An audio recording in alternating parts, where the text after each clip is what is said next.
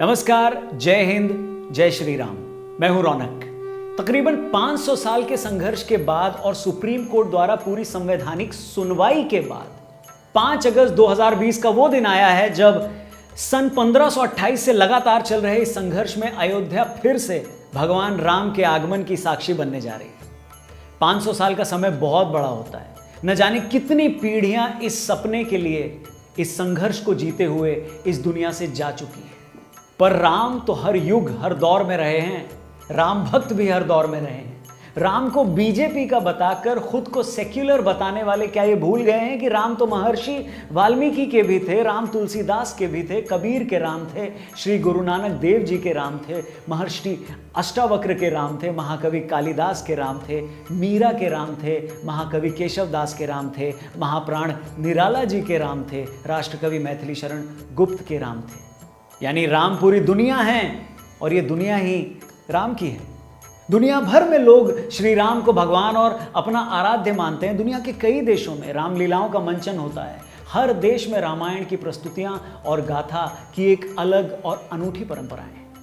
पर दोस्तों, यह इतिहास का एक कड़वा सच है कि बर्बर विदेशी आक्रांताओं ने हमारे हजारों श्रद्धा, पुण्य और प्रेरणा केंद्रों को ध्वस्त करके, उन पर अटैक करके राष्ट्रीय स्वाभिमान को नष्ट करने का प्रयास किया था। क्योंकि उनको एक बात बिल्कुल क्लियर थी कि अगर किसी देश को, किसी राष्ट्र को खत्म करना है तो सबसे पहले उनकी आइडेंटिटी को, उनके कल्चरल वैल्यूज को खत्म किया जाए, उन पर आघात किया जाए। काशी विश्वनाथ मंदिर बनारस हो, श्री कृष्ण जन्मभूमि मथुरा हो, श्री राम जन्मभूमि अयोध्या हो या गुजरात का सोमनाथ मंदिर हो, ये सारे धार्मिक स्थल भारत की सांस्कृतिक प्रवाह धारा के आधार रहे हैं और इतिहास में बार बार इन पर हमला किया गया है। क्या आप इमेजिन कर सकते हो कि यहूदी लोग हिटलर को हीरो माने या अमेरिका के लोग ओसामा बिन लादेन को हीरो माने? नहीं ना। तो भारत का समाज उज्बेकिस्तान से आए हमलावरों को अपना आदर्श क्यों मानेगा? उनकी बनाई या उनके नाम पर बनाई किसी चीज को क्यों पूजेगा, मानेगा?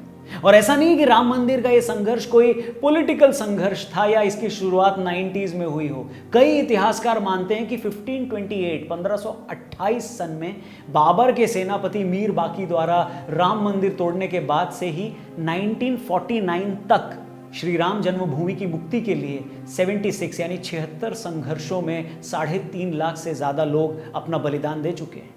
इसमें बाबर के काल में 4 बार, हुमायूं के काल में 10 बार, अकबर के काल में 20 बार, औरंगजेब के काल में 30 बार, अवध के नवाब सआदत अली के काल में 5 बार और नवाब नासिरुद्दीन हैदर के काल में 3 बार संघर्ष हुआ।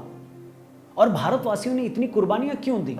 क्योंकि भारत के लिए राम केवल पूजा के देव नहीं हैं, वे नेशनल प्राइड हैं, राष्ट्रीय गौरव, भारत भक्ति और मर्यादा के मानदंडों के अनुसार जीवन व्यवहार करने वाले राष्ट्र पुरुष हैं।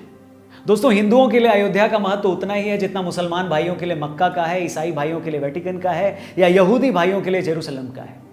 आज जब भूमि पूजन की तैयारी पूरी हो चुकी है तब भी कुछ लोग इस निर्माण को रोकने में लगे हैं। कौन है ये लोग? कहां से आते हैं? और ये वही लोग हैं जो पहले ये कहते थे कि राम थे ही नहीं, काल्पनिक थे। फिर ये कहने लगे कि मंदिर वहां था ही नहीं।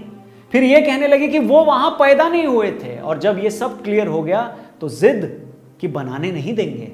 और जब लोगों ने कहा कि मंदिर वहीं बनाएंगे तो ताना मारने लगे कि भाई मंदिर तो वहीं बनाएंगे पर तारीख नहीं बताएंगे। और अब जब तारीख भी तय हो चुकी है तो कहते हैं कि अभी देश के लिए ये प्रायोरिटी नहीं है।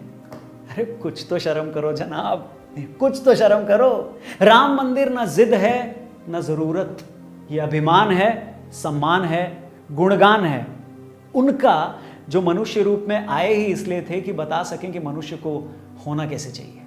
और एंड में मैं बस इतना कहना चाहूंगा कि तरस के साथ साथ मुझे शर्म भी आती है उन लोगों पर जो जय सिया राम और जय श्री राम सिर्फ इस वजह से नहीं कहते क्योंकि उनको लगता है कि एक पार्टी विशेष इस कैंपेन को चला रही है और जय श्री राम कहेंगे वो तो वो उनके विचारधारा से टैग कर दिए जाएंगे।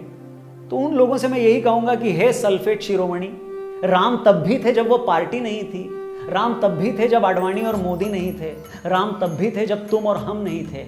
और राम तब भी रहेंगे जब ये सब नहीं होंगे। इसलिए अब भी मौका है अपने ईगो और अपनी बेवकूफ़ी को सरयू में बहाओ और जोर से दशरथ नंदन अयोध्या नरेश रघुकुल दीपक मर्यादा पुरुषोत्तम श्री रामचंद्र की जय चिल्लाओ। और ये वीडियो सही लगा हो तो और भी लोगों तक पहुंचाओ। कुछ बढ़िया कमेंट करके बताओ। चैनल ज़रूर सब्सक्राइब करना। फेसबुक पेज पर देख रहे हो तो ज़रूर लाइक करना पेज को। अपना ख्याल रखना। जय श्री राम।